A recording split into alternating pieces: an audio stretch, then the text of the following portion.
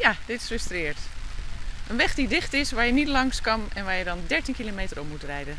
Het gaat om het stukje dik tussen Wiens en Ljouwert. Nou is de gemeente Ljouwert aan het werk, eerder wie het de gemeente die Tjerkstra-deel. Is er wel overleg. Ik heb zelf ook al gebeld in juni toen de wegafzetting in Lekkem was.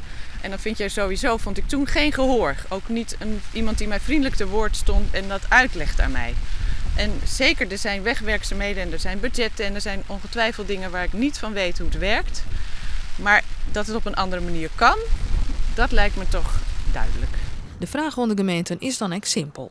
Kan het een beetje anders om dat toch aan de gemeente te vragen? Wordt alle zorgvuldigheid in acht genomen met de aanbestedingen, met het overleg, met de mogelijkheid van de afzetting? Zijn daar nog mogelijkheden om dat wat zorgvuldiger te doen? Wethouder Thea Koster van Ljouwert zei dat het voor de veiligers het beste is om de dik aan te sluiten. Stoplichten of een omleiding over het fietspad is geen optie. Daar hebben we wel naar gekeken, want we proberen het nooit af te zetten. Als het echt mogelijk is om het anders te doen, dan doen we dat. Maar in dit geval was het geen optie, omdat de weg gewoon echt te smal is.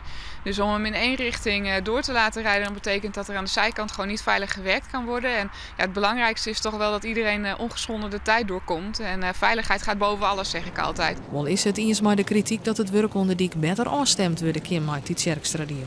We zijn het als gemeente niet altijd gewend om ook individuele activiteiten op elkaar af te stemmen. Als we een groot project samen doen wel.